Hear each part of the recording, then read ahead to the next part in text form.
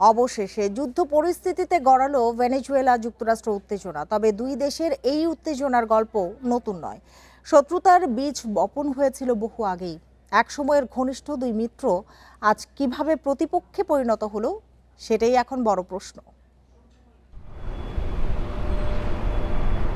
20 শতকের শেষের দিকে যুক্তরাষ্ট্রের সাথে ভেনেজুয়েলার বেশ বোঝাপড়া ছিল। তবে সেই সম্পর্কে ভাটা পড়ে ভেনেজুয়েলার রাজনীতির নাটকীয় পরিবর্তনের কারণে।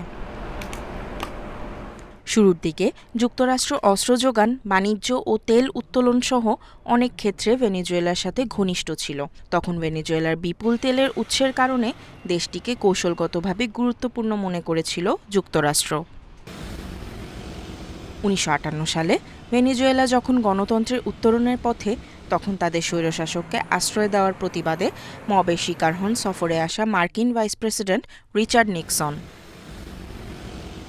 সম্পর্কের মোড় ঘুরে যায় যখন ভেনেজুয়েলা তাদের তেল খাতকে রাষ্ট্রীয়করণের সিদ্ধান্ত নেয়।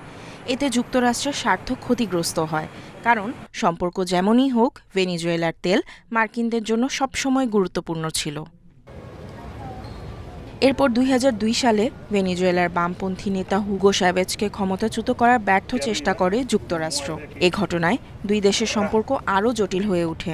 হুগো চ্যাভেজের পর নিকোলা মাদুরো ক্ষমতায় এসে আগের রাষ্ট্রীয় নিয়ন্ত্রণ ও নীতিগুলো চালু রাখায় দুই দেশের রাজনৈতিক দূরত্ব আরও বেড়ে যায়। নিশাত সুলতানা মিম, ইন্ডিপেন্ডেন্ট নিউজ।